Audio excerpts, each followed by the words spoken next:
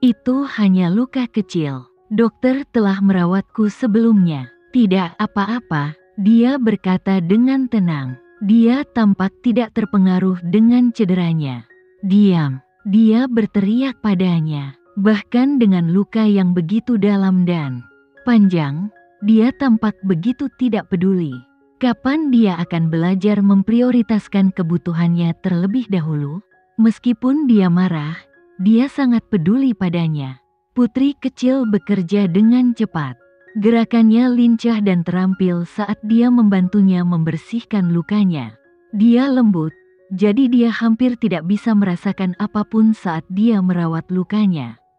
Sambil membersihkan lukanya, dia berkata, "Tuan Presiden, jika kamu merasa sakit, jangan ditekan dan tolong beritahu saya.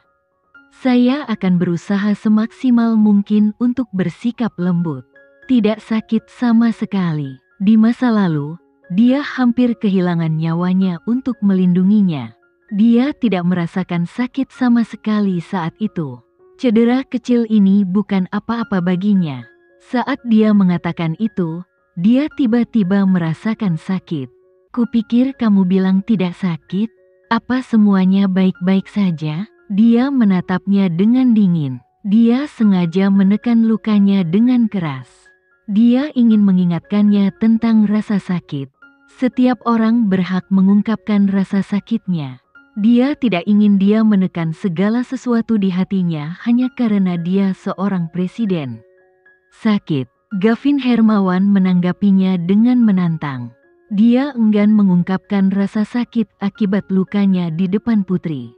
"Tuan Presiden, apakah menurutmu saya baru berusia 4 tahun dan akan mempercayai kebohongan kecilmu? Apakah menurutmu saya akan mempercayai apapun yang kamu katakan?" Dia gelisah, karena dia menanggapinya seolah dia adalah anak yang mudah tertipu. Selain itu, meskipun dia masih sangat muda saat itu, dia juga sangat pintar. Tidak ada yang bisa membodohinya dengan mudah. Gavin berhenti bicara. Dia kagum karena putri begitu bijaksana dan jujur. Putri kembali bersikap lembut dengan gerakannya. Dia mengambil perban dengan tang dan mensterilkannya dengan alkohol. Dia terus membersihkan lukanya sebelum memasang perban baru. "Tuan Presiden, apakah kamu memiliki seseorang yang kamu sayangi?" "Ya, tentu saja dia punya. Orang itu adalah sangat dekat dengannya. Tapi sekarang dia tidak bisa memeluknya. Dia tidak bisa mengatakan padanya bahwa dialah orang yang paling dia sayangi." Dia selesai membersihkan lukanya dan mengoleskan obat padanya. "Kamu terluka parah dan masih bersikeras untuk bekerja. Pernahkah kamu memikirkan bagaimana perasaan orang itu?" "Aku." Saat ini, dia benar-benar tidak terlalu memikirkannya. Dia hanya ingin mencari cara terbaik untuk menyelamatkan warganya. Dia tidak memikirkan apa yang akan terjadi jika gadis kecil itu mengetahui hal ini. "Tolong jangan salah memahami niatku, karena aku sudah mempunyai seseorang yang aku sukai, dan aku tidak akan pernah menyukaimu." Bahkan, dia ingin berteriak kepadanya dengan keras, "Apakah kamu orang asing? Ketika kamu diam-diam menciumku tadi malam, mengapa kamu tidak mengira kamu adalah orang asing? Ketika kamu membantuku mengenakan jas hujan, dan memerintahkanku untuk tidak meninggalkan pandanganmu, mengapa kamu tidak melihat dirimu sebagai orang asing? HMPH, saat kamu menginginkanku, kamu bisa melakukan apapun yang kamu mau padaku. Lakukan dan katakan apapun yang kamu mau, kapanpun kamu mau." Tentu saja dia hanya bisa menggerutu dalam hati. Jika dia tahu bahwa dia sudah mengetahui identitas aslinya, dia pasti akan mendeportasinya kembali ke New York. Dia tidak ingin kembali ke New York. Dia ingin bersamanya. Ketika dia akhirnya bisa berdamai dengannya di depan umum, dia akan menjadi putri kecilnya. Dia memperkirakan kakak David akan merasa tidak enak setelah mendengar kata-katanya. Namun hati Gavin penuh dengan kegembiraan, karena dia mengatakan bahwa dia memiliki seseorang yang dia sukai, dan orang itu adalah kakaknya David. Aku hanya gigih dalam memperlakukanmu karena itu adalah tugasku. Saya mewakili ini bangsa dengan merelakan waktu dan tenaga saya di sini untuk merawat mereka yang membutuhkan. Jika sesuatu terjadi padamu, aku telah gagal pekerjaanku. Bahkan ketika sedang marah, putri kecil masih tidak melupakan luka-lukanya. Bagaimanapun, dia tetaplah kakaknya David. Gavin duduk diam dan tidak melepas bajunya.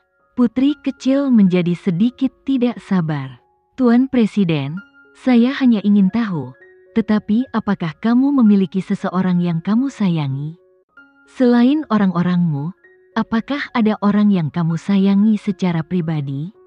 Jika ada, tolong lakukan ini untuk orang-orang yang kamu sayangi, atau mereka yang sayang padamu. Jika kamu tidak ingin mereka khawatir, biarkan aku melihatnya pada lukamu. Saat putri kecil menyampaikan pidato motivasinya, Gavin menyadari bahwa dia pandai membujuk dan bernegosiasi. Dia tidak punya pilihan selain melepas bajunya. Saat dia melakukannya, kain kasa putih yang berlumuran darah muncul di depan putri kecil. Kain kasa dan perban di bahunya memerah, dan jantung putri kecil berdebar kencang. Dia merasakan ada sesuatu yang menembus hatinya. Dia menggigit bibirnya dan menekan kesusahan dan kesedihannya. Dia mencoba tenang dan berkata, "Tuan Presiden, silakan duduk dulu.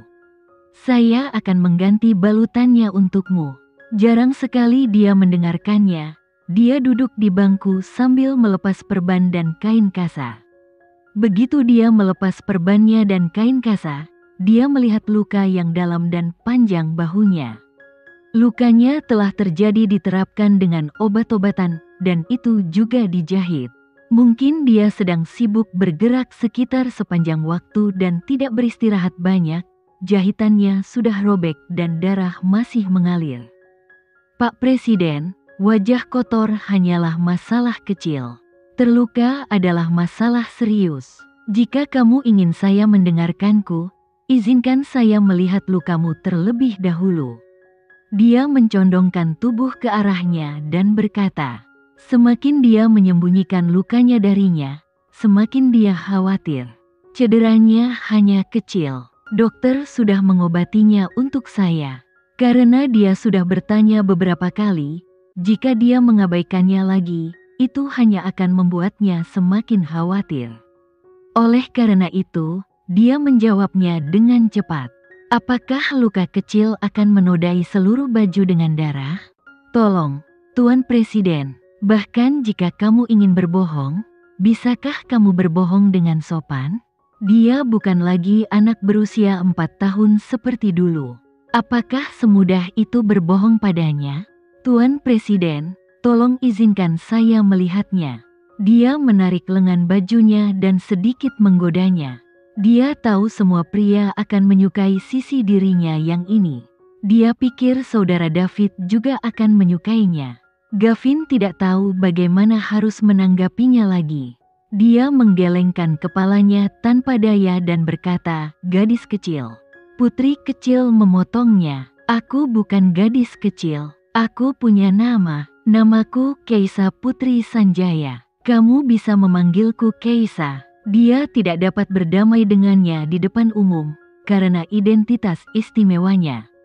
Dia masih ingin berpura-pura di hadapannya dengan memanggilnya, gadis kecil, tapi dia memang putri kecilnya.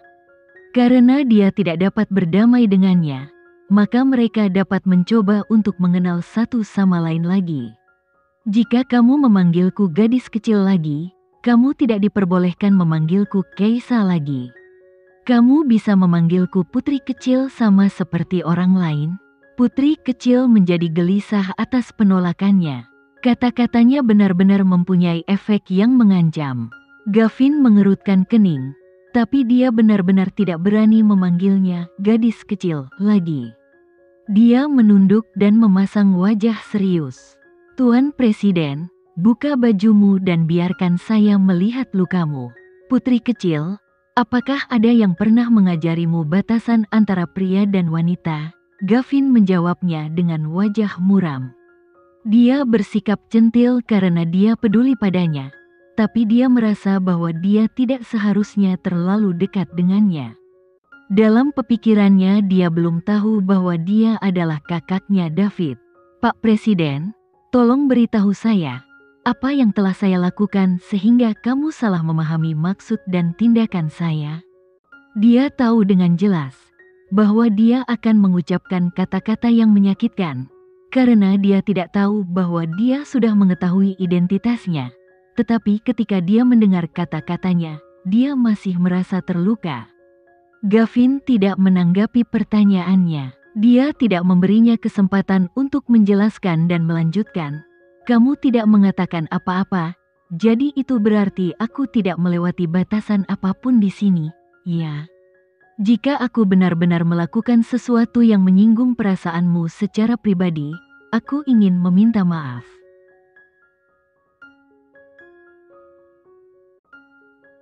Sekian dulu ya video kali ini, kita lanjutkan lagi videonya di lain waktu. Oh iya, bagaimana menurut kalian? Semoga bisa sedikit menghibur kalian semua. Untuk teman-teman yang baru nonton, jangan lupa subscribe ya, hehehe. Dan kalau teman-teman ada yang ingin gabung langganan, bisa langsung gabung saja untuk dapat fitur yang menarik dan sedikit membantu Mimin. Terima kasih banyak sudah menonton, sampai jumpa lagi, bye.